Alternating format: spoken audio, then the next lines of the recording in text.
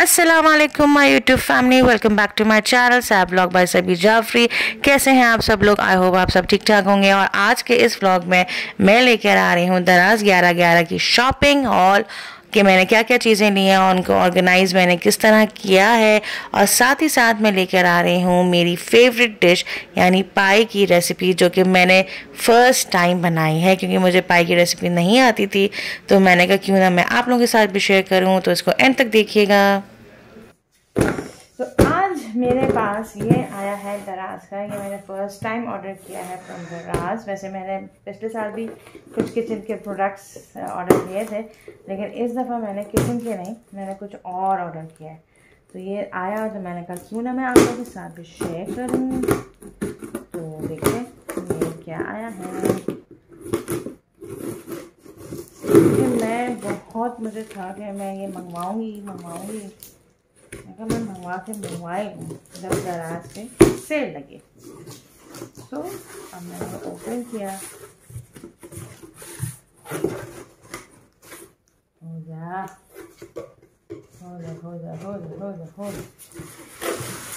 और ये जो अभी 11/11 दराज सेल लगी हुई है, ये उसी से मैंने मंगवाया है।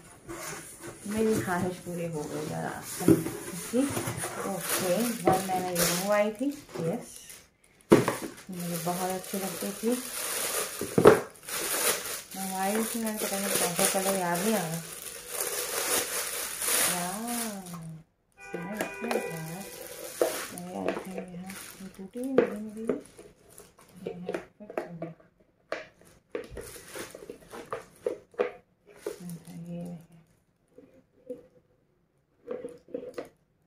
मैं बहुत ज़्यादा एक्साइटेड थी कि दराज से मैंने जो जो ऑर्डर किया था वो आ गया। लेकिन जब मैंने बॉक्स खोला यानी इनबॉक्स किया मैंने, या वो कहते हैं ना अनबॉक्सिंग की, सॉरी इनबॉक्सिंग नहीं अनबॉक्सिंग की, तो एक डिब्बे में एक चीज़ थी।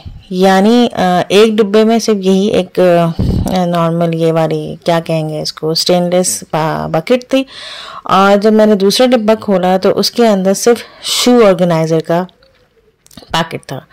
तो मैं बहुत ज़्यादा देख के हैरान हुई। लेकिन फिर उसके बाद जब मैंने अपने मोबाइल में दराज की सारी ईमेल देखी तो उन्होंने बताया कि आपके पास 2 चीज़ें आ गई हैं और 2 चीज़ें ऑन द वे हैं।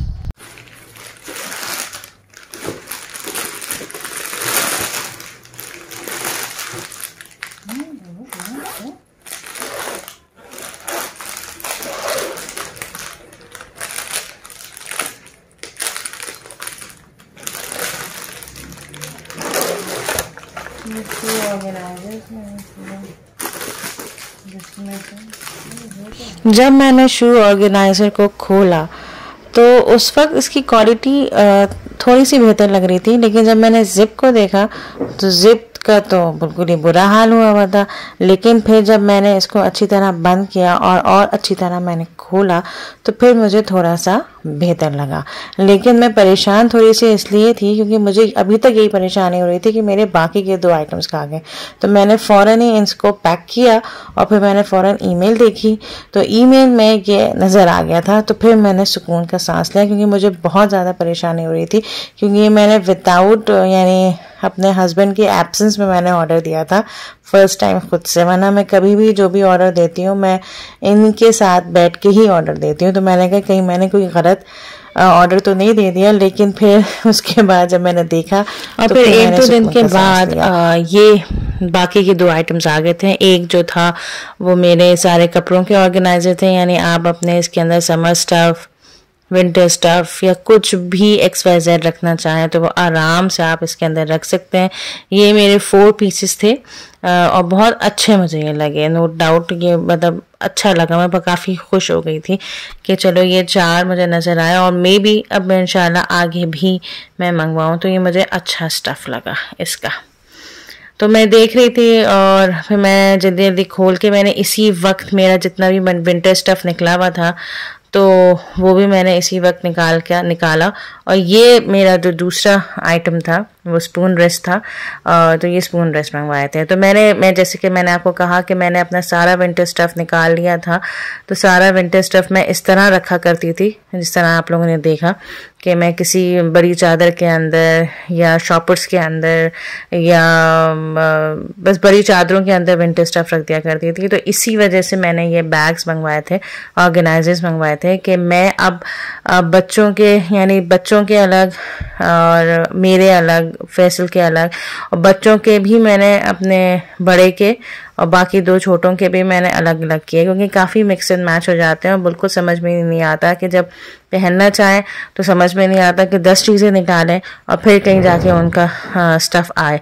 तो इसलिए पहले मैं दोनों छोटों के जितने भी गर्म कपड़े थे वो मैं निकाल रही थी, साथ साथ मैं ये भी देख रही थी कि जो छोटे हो गए हैं उनको भी मैं अलग कर रही थी, क्योंकि इसमें लिटरली पता नहीं चलता है कि अगर आप ऐसे ही रख दें तो बिल्कुल पता नहीं चलता कि कौन से छोटे हो गए, कौन से इस साल आपको पहनना है और कौन सा नहीं पहनना। तो इस लिहाज से मुझे ये ऑर्गेनाइजर्स काफ़ी अच्छे नज़र आए और मैंने इस तरह इनकी पैकिंग कर दी।